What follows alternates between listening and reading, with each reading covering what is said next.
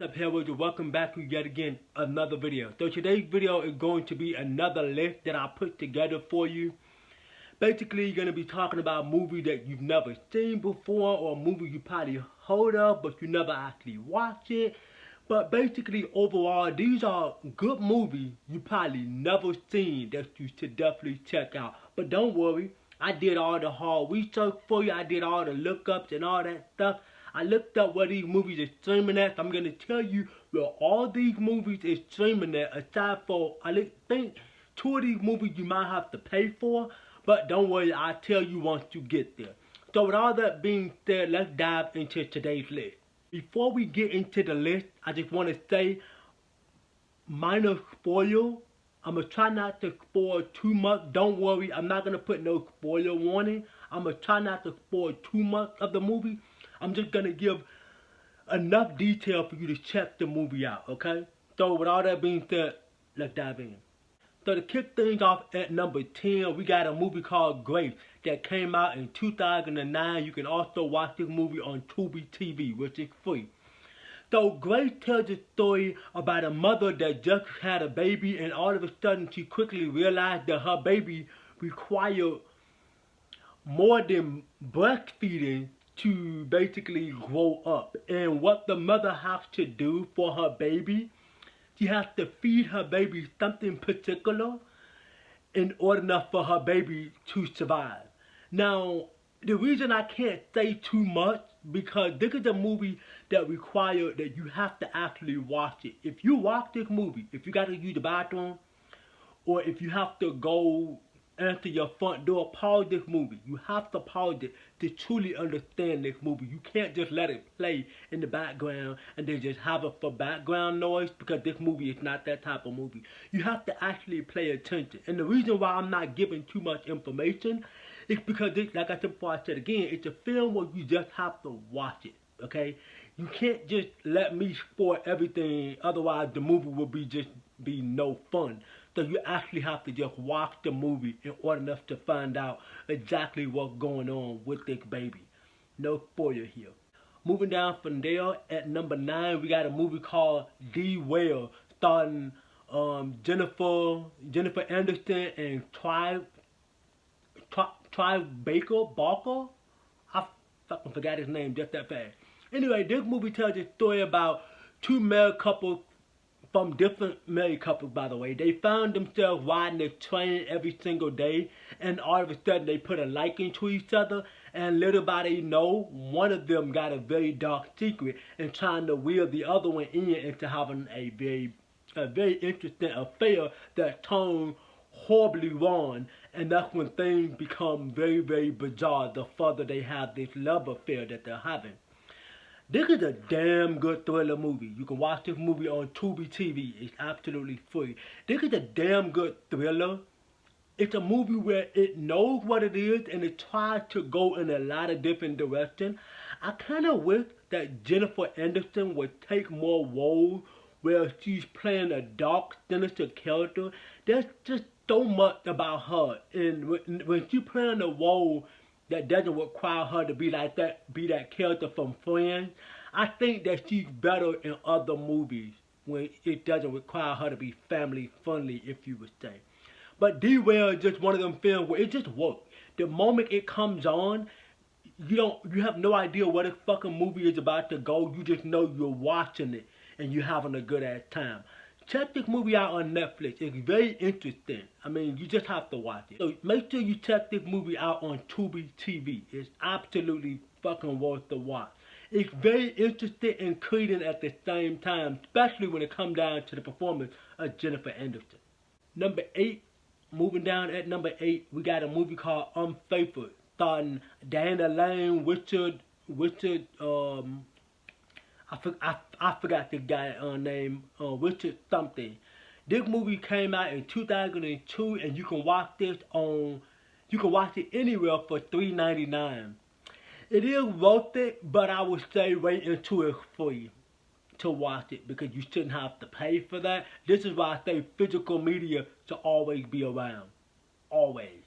But anyway, this movie tells a story about a happily married couple seems to be having a very normal married relationship until the lady decided that she wants to do something very special to her husband on a very, very rainy day. And all of a sudden, a very handsome man come into her presence, into her sight, and catches her eye. And she quickly starts to become unfaithful, excuse me. This here is one of those fucking films where I will truly say it has everything that I love in it. From the dialogue, which is absolutely fucking amazing, so well written. From the fucking directing, so fucking well direct. From the characters, all the stuff that you see about the characters, absolutely fucking including. Then the performance with Diana Lane and then Richard, I forgot his name again. And all of that shit just works so well together. And I think this is one of the most unique movies on this list until you hear number one. But Unfaithful is just one of them films where when you watching it, you just start to realize that this is real life. Shit like this happen in real life. And the further you watch the movie, you start to realize why I say this is real life. This movie will show you how much you love your partner or your significant other, if some people would say. And so when you see something about your loved one that you love so much, your husband, your boyfriend, or whatever, you start to realize why you love them. Because when you watch this movie, you go like, yeah, don't fuck around and find out with that type of shit. And, you know, it's a very interesting movie. It tests your relationship. Moving down from there at number 7, we got a movie called It Follows from 2014. You can watch this on Netflix, by the way. This movie tells a story about some high school kids end up having intercourse with each other, and there's this type of deadly disease being passed around. And the only way to get rid of this deadly disease, they have to have intercourse with other people to pass it on. The further and further it gets passed on, the weirder and weirder things start to get. This is one of those films that came out in 2014 that everybody was talking about, and I basically watched this movie because of all the hype people were talking about, and holy shit on the cracker, isn't this a good ass movie? This is another one of them films like every other film. You have to watch it to understand what's going on. If you gotta go to the bathroom, go get some food, pause the movie. Don't let this movie play in the background. Watch it. This movie is so effective with the jump scare, creative decision, the characters, and the message that it tries to come across. And so it tries to tell you to use protection when you having, you know, your dirty, but without actually telling you to use some protection. Not only that, the performance in the film is also another thing that works. The jump scares are not truly jump scares. They're more like the implied jump scares. They give you something to work with, and it's up to you to get started about what they presenting to you. Very interesting enough for you to want to love the movie for how inspiring or how different or how crazy this movie is. You have to watch the movie to really know what I'm talking about. Down to number 6, we got a movie called The Final that came out in 2010, and you can watch this movie on Tubi TV. This movie tells a story about a group of high school kids come together to get revenge on their bully. And the bullies don't know it's them until at the end of the movie. This is another one of them films where it hits home. And I was bullied throughout my entire years in school. And so I kind of relate to these kids, but not with the killing shit. But I kind of understand the reason and the motivation behind it.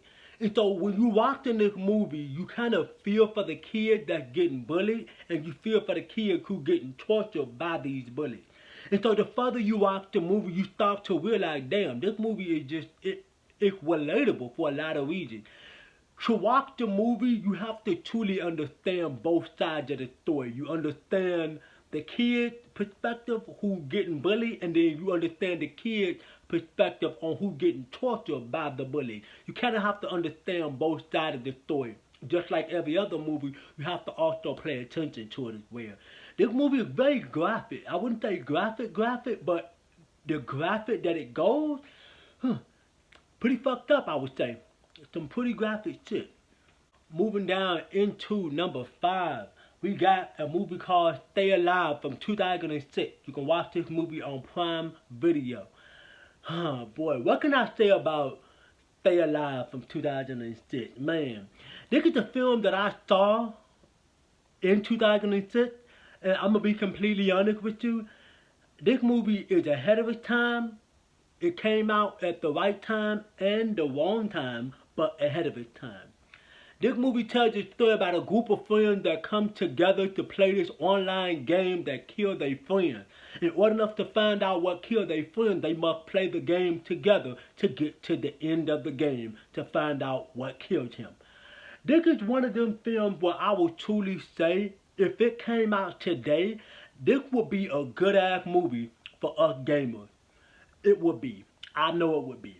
But also at the same time, this movie came out around the time where people truly didn't understand the online aspect of gaming, okay? Because this movie is so questionable.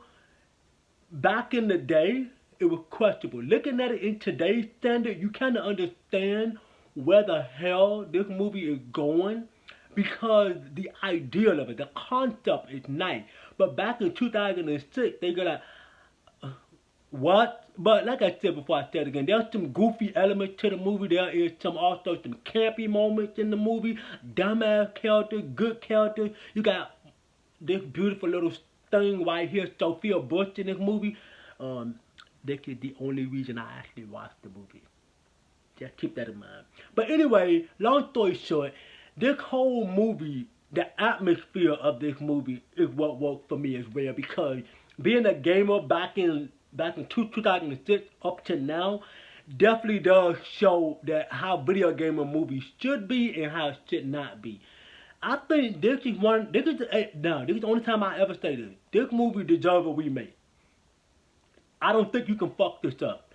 Maybe they can, but I don't think you can make it any worse than it already is. It's a very goofy, campy, silly ass movie about a bunch of stupid teenagers playing a game, and they go off one by one and get killed through the entire movie. I mean, there's a lot of stupid shit in this movie I can pick apart. Like, for example, there's a cop in the movie who just randomly go up to a car and started playing the game of the scene that they is investigating in the movie. Like I said before, I said again, it's a goofy, good ass time. You have to watch the movie to catch the plot twist, which I did not for, by the way. But if you've never seen this movie, please check it out. Remember, Prime Video. Number 4, we got a movie called Drive Me to Hell from 2009. You can watch on Paramount Plus. This movie tells a story about a young businesswoman who finds herself in a very, very sticky situation with a very old lady, a creepy old lady who looks to keep her house away from the bank. And she wants to do anything in her power to keep her house. She goes to ask her boss, and her boss says it's up to you. She wants to get the highest position at where she works. But in order to do that, she must handle this situation. There's another scene where she goes to the grave where this old lady is, and she say, "I, Christine Brown, curse you, you old bitch." And then water starts to come down in the grave and fucking held her down, and the old lady come out of her grave and started attacking her skeleton, by the way. But like I said, this movie is so campy. All these years later, it knows what it is. And this movie has a huge cult following, just like every other movie on this list that I just named and after. Yeah, this is a campy ass movie. Watch this movie, remember, on Paramount Plus if you have it. Now, at number 3, we got a movie called Funny Game, the 2007 version. This is a remake from 1987. I saw both movies.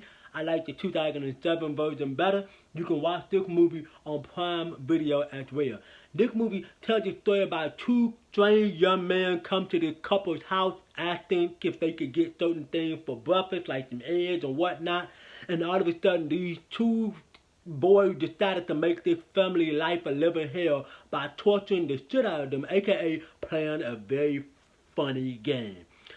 This movie stars Naomi Watts and this guy right here, I forgot his fucking name as well. But this is a very interesting ass movie. This movie is disturbing for a lot of reasons. And I hate when movies do this, but they killed a dog in this fucking movie. I just wanted to spoil that for you. That way you would know. If you have a dog, don't watch this movie. I have one. I haven't watched this movie since I got my dog.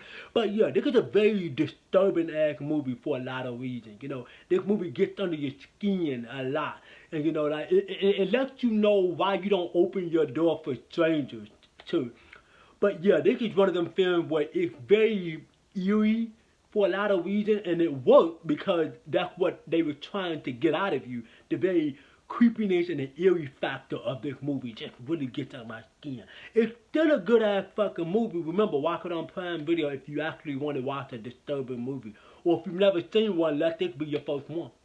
Moving down to number 2, we got 2001 Maniac, starring the legend himself, Robert Englund, and my girl Lindsay.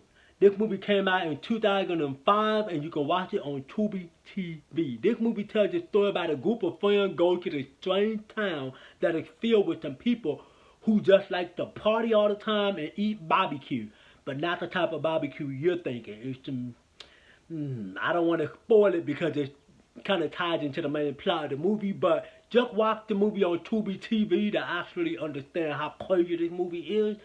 What makes this movie work for me without spoiling anything because of Robert Englund's performance and Lindsay? I would say if this movie didn't have them in it, I probably would have never watched it. But my mom was the first one to watch this movie, and she told me about it, and I'm like, I might actually like this because it got some of my 2 favorite actors and actresses in the movie. That is, you know, Robert Englund and Lindsay. It's a very campy, goofy, bloody good time. That's right, bloody good time of a movie. Once this movie get going and you kind of let like the plot, just go, you start to realize, yeah, this is gonna be a goofy, silly ass movie, and I'm gonna have some fun with it. And that's exactly what you should be doing with this movie. Have some fun with it. Don't take it too serious because the movie doesn't take itself too serious. It's a campy good time. Lucky number 1, we got A River Wire from 1994. You can watch on Netflix, starring Meryl Streep. This is one of my favorite movies with her. Period. I have a lot of other movies that I like her in, but this here is by far one of her best films I've ever seen her do. This is a straight up ass intense thriller. You got Kevin Bacon in this film as well. Oh my God. This is one of the best thrillers I've seen ever. I waited too late to watch this movie in my life. Way too late. And I'm glad I decided to watch it, I think maybe like 7 years ago when I finally watched this movie for the first time. It is so good. The moment this movie come on, you are so invested with Meryl Streep's family, how they want to go on this river wire, like this camp that they want to go on. You got great fucking performance in here. The atmosphere is fucking amazing. The water, like how it looks, how it's shot visually, looks fucking great. It's stunning. The location is absolutely gorgeous. You got Meryl Streep at her best. You got Kevin Bacon at his best, who is actually the creepiest part of the fucking movie. No spoiler here. Then you got Meryl Streep, who tries to be the strong woman and to protect her family by any means necessary. But yeah, like I said, watch this movie on Netflix. I literally just got done watching this movie. I will be reviewing it soon. But yeah, this is one of these fucking movies right here where you can't help yourself but to love it. It's a lot for you to love, and it's very fucking underrated. Probably the most underrated movie on this entire fucking list. So, Hellraisers, we've made it to the end of my top 10 unheard of horror/thriller movies you've never heard of that's actually good.